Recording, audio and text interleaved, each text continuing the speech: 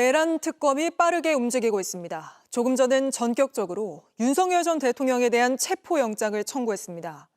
내란 우두머리 혐의로 구속됐지만 지귀현 재판부의 결정에 따라 풀려난 윤 전 대통령을 자신의 체포를 막은 특수공무집행 방해 혐의 등으로 다시 구속시키겠다는 겁니다.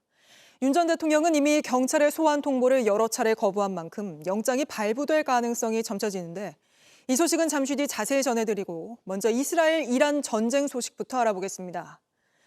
전 세계를 긴장시킨 전쟁이 12일 만에 갑자기 휴전을 맞았습니다.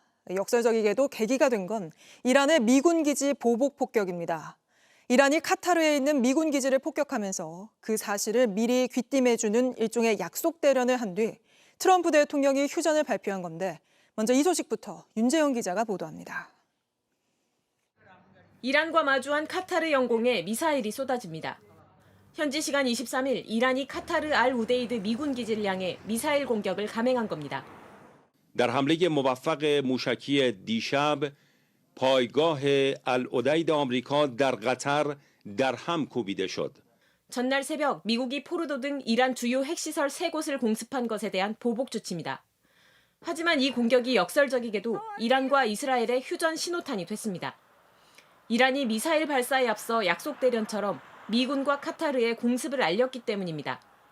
실제 이란이 쏜 미사일 14발은 대부분 곧바로 격추됐고 미군은 공습에 앞서 혹시 모를 피해마저 줄이기 위해 기지를 텅 비워놨습니다. 트럼프 대통령은 SNS를 통해 아예 이란이 공격을 사전에 알려줘서 고맙다고 했습니다. 이어 2시간 뒤에는 전격적으로 이스라엘과 이란이 휴전에 합의했다고 발표했습니다. 우선 이란이 공격을 중단하고 이스라엘이 이에 응해 24시간 뒤 완전한 종전을 선언한다고 구체적인 방식까지 제시했습니다. 이후 이란과 이스라엘 양국도 휴전에 합의한다고 공식 발표했습니다. 주요 외신들은 트럼프가 이란의 미군 기지 공습 직후 네타냐후 이스라엘 총리에게 휴전안에 대한 동의를 얻어낸 뒤 카타르 국왕의 중재로 이란과의 휴전 합의를 이끌어냈다고 보도했습니다. JTBC 윤재영입니다. 이재명 정부 초대 국무총리 후보자로 지명된 김민석 후보자에 대한 인사청문회가 오늘부터 시작됐습니다. 여야가 증인 채택 합의에 실패하며 사상 처음으로 증인 없는 청문회로 열렸는데 야당은 이제까지 나온 김 후보자에 대한 의혹을 중심으로 공세를 이어갔고 김 후보자 역시 반박과 해명을 이어갔습니다. 자세한 소식 황예린 기자입니다. 김민석 국무총리 후보자의 인사청문회에선 공개된 수입보다 지출이 6억 원가량 많았다는 점이 야당의 공격 대상이 됐습니다. 김 후보자는 축의와 조의금, 출판 기념회를 통해 모아진 돈이었다는 기존 해명에 더해 처갓집으로부터 받은 생활비도 있었다고 설명했습니다.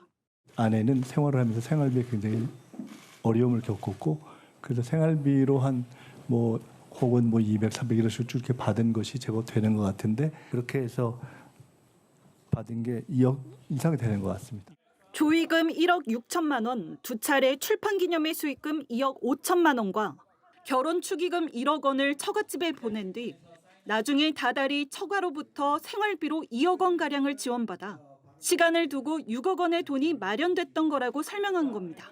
그러자 야당에서는 김 후보자의 해명이 계속 바뀌고 있고 해명이 국민 눈높이에 맞지 않다고 공격했습니다. 6억 원이나 이렇게 받았다는 게 사실 일반 국민들이 보기에는 좀 높은 기준이라고 할 수도 있는데 민주당 최고위원을 지낸 기간 중국 칭화대 석사 학위를 땄는데 자료상 중국 체류 기간이 26일밖에 되지 않는 점도 도마 위에 올랐습니다. 실제로 없는 비행기 편도 탄 걸로 감안해서 하더라도 저 날짜에 후보님이 학위 과정에 존재했던 날짜는 26일만 중국에 존재를 하고 있고요. 실제로는 의원님께서 계산하신 것과 달리 총 148일 이 체류가 되어 있는 것을 말씀드릴 수 있고요. 김 후보자 자녀의 이른바 아빠 찬스 의혹에 대해선 자녀 본인의 능력이라고 밝혔습니다. JTBC 황예린입니다. 조은석 내란 특검이 오늘 윤석열 전 대통령에 대해 체포영장을 청구했습니다. 윤 전 대통령은 경찰이 3차례에 걸쳐 출석해 조사받으라고 요구했지만 그동안 모두 거부했습니다. 내란 특검이 꾸려진 서울 고검에 취재 기자가 나가 있습니다. 연지환 기자, 가장 먼저 수사를 시작한 내란 특검이 이번에는 윤 전 대통령에 대해서 체포영장까지 청구를 했어요. 네, 내란 특검은 어제 경찰로부터 윤석열 전 대통령의 특수 공무집행 방해 사건을 넘겨받았습니다. 그리고 사건 검토 하루 만에 전격적으로 체포영장을 청구한 건데요. 조금 전 내란 특검팀의 박지영 특검보가 브리핑을 했습니다. 직접 들어보겠습니다.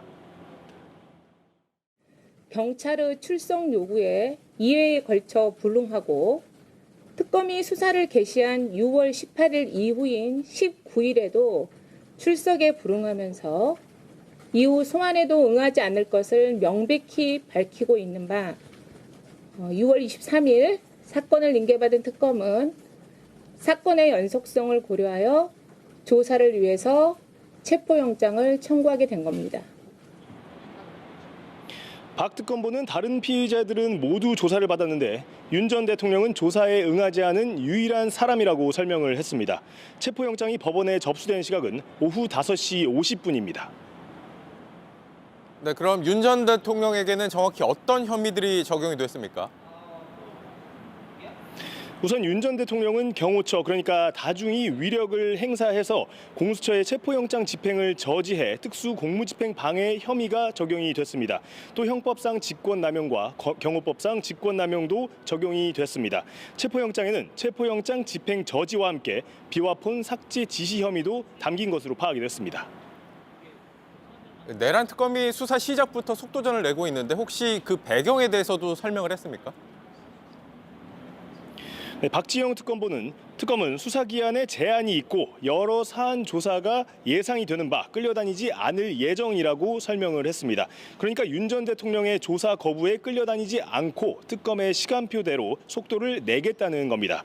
앞서 윤 전 대통령 측은 경찰의 출석 요구에 정당한 공무집행이 없었고 윤 전 대통령이 체포 저지에 관여한 바가 없다는 게 객관적 사실이라 소환 조사가 성립할 수 없다고 주장을 했습니다. 그러면서 질문지를 보내면 답할 수 있다면서 일방적으로 출석을 거부했습니다. 내란 특검은 서울 고검청사에 꾸려져서 기존 검찰이 사용하는 시설과 장비를 사용하는데요. 박지영 특검보는 윤 전 대통령의 조사 공간은 이미 마련이 됐다고 설명을 했습니다. 네, 체포영장 발부는 결국 법원이 하게 될 텐데 언제쯤 결과가 나올 걸로 보입니까? 네, 오늘 일단 일과 시간이 끝난 만큼 법원이 오늘 체포영장 발부 여부를 결정할지는 현재로서는 불투명합니다. 내란 특검팀은 체포영장이 발부되면 곧바로 언론에 공지를 하겠다고 밝혔습니다. 오늘 체포영장이 발부되더라도 저녁 시간이기 때문에요. 준비를 거쳐서 다른 날 체포영장 집행에 나설 가능성이 큽니다. 지금까지 내란 특검 사무실 꾸려진 서울고검에서 JTBC 연지환입니다. 김건희 여사의 숙명여대 석사 학위가 오늘 취소됐습니다. 논문 표절 의혹이 제기되고 학위가 취소되기까지 3년 반이 걸렸습니다. 곧바로 국민대도 김 여사의 박사 학위 취소 절차에 들어갔습니다. 이희령 기자입니다. 김건희 여사가 작성한 독일 화가 파울 클레 작품을 다룬 논문입니다. 김 여사는 이 논문으로 숙명여대 석사 학위를 땄습니다. 하지만 JTBC는 지난 2021년 12월 이 논문의 표절 의혹을 처음 보도했습니다. 김 씨가 참고 문헌에 기록하지 않은 파울 클레 관련 책과 논문 4개를 찾았습니다. 표절률이 42%까지 치솟습니다. 이로부터 3년 반이 지난 오늘에서야 숙대가 김 여사의 석사 학위를 취소했습니다. 숙대 측이 표절로 판단한 지 5달 만으로 오늘 오전 문시현 총장이 최종 승인했습니다. 재학생들은 다행이라면서도 학교 측의 반성이 필요하다는 반응을 보였습니다. 늦었다고 생각하고 논란이 나왔을 때 제대로 알아보고 결정을 했어야 하지 않나. 취소되는 게 당연하다고 생각하고요. 지연된 정의는 정의가 아니라며 김 여사의 논문 표절 문제를 빨리 매듭 짓겠다고 한 문 총장에 대한 쓴소리입니다. 문제를 제기해온 동문들도 학교가 그동안 학위 취소 결정을 미루다 대선이 지나서야 발표한 걸 두고 비판의 목소리를 냈습니다. 좀 이렇게 끌어진 것에 대해서는 학교가 좀 책임감을 좀 느끼고 좀 사과의 말이라도 해야 되는데 그런 내용들이 하나도 없어서. 남은 건 국민대학교에서 받은 디자인학 박사학위 취소입니다. 고등교육법에 따라 박사학위 과정 입학 자격은 석사학위를 가지고 있는 사람으로 규정돼 있습니다. 국민대는 박사학위 취소 절차를 밟아 한 달 정도 안에 최종 결정할 걸로 보입니다. 김 여사의 학위가 취소됐다는 사실은 본인에게 직접 통보될 예정입니다. JTBC 이희령입니다. SUV 차량이 유리문을 뚫고 건물 내부를 아수라장으로 만들었는데 이곳은 다름 아닌 경찰서입니다. 한 40대 남성이 과속 단속 카메라에 적발돼 화가 났다는 이유로 이렇게 경찰서로 돌진한 겁니다. 정진명 기자입니다. 주차장으로 검은색 SUV 한 대가 향합니다. 갑자기 후진의 방향을 틀더니 건물 출입문이 있는 방향으로 돌진합니다. SUV는 현관 유리문을 잇따라 뚫고 지나갑니다. 박살난 문은 파편과 함께 사방으로 날아갑니다. 어제 오후 8시 20분쯤 41살 서모 씨가 자신의 SUV를 몰고 전남 순천경찰서로 돌진했습니다. 꽝한 다음에 H빔이나 우리 그 공사할 때 파이프 이렇게 되는 거 그런 거 눌러주는 소리가 났거든요. 서 씨는 큰 소리를 듣고 나온 경찰관에게 현장에서 붙잡혔습니다. 음주나 약물을 복용한 상태는 아니었습니다. 건물 안에 근무하는 경찰관은 있었지만 밖에는 지나가는 사람이 없어 다행히 다친 사람은 없었습니다. 경찰서 안까지 돌진한 차량은 이 벽면을 부딪히고 나서야 멈춰섰습니다. 서 씨는 과속 단속 카메라에 적발돼 화가 났다고 진술했습니다. 서 씨는 최근 5년 사이 자신이 소유한 SUV와 화물차를 운행하면서 36차례 과속 단속에 적발됐습니다. 올해 적발된 것만 12차례였습니다. 일하고 집에 가니까 6월 11일자 또 속도 위반 집에 용기가 또 집에 우편물에 와 있는 거예요. 화가 확 나가지고 아무 생각 없이 경찰서로. 경찰은 서 씨에 대해 특수 건조물 침입 등의 혐의로 구속영장을 신청했습니다. JTBC 정진명입니다. JTBC 뉴스를 시청해 주셔서 고맙습니다. 저희는 저녁 6시 30분 뉴스룸에서 뵙겠습니다.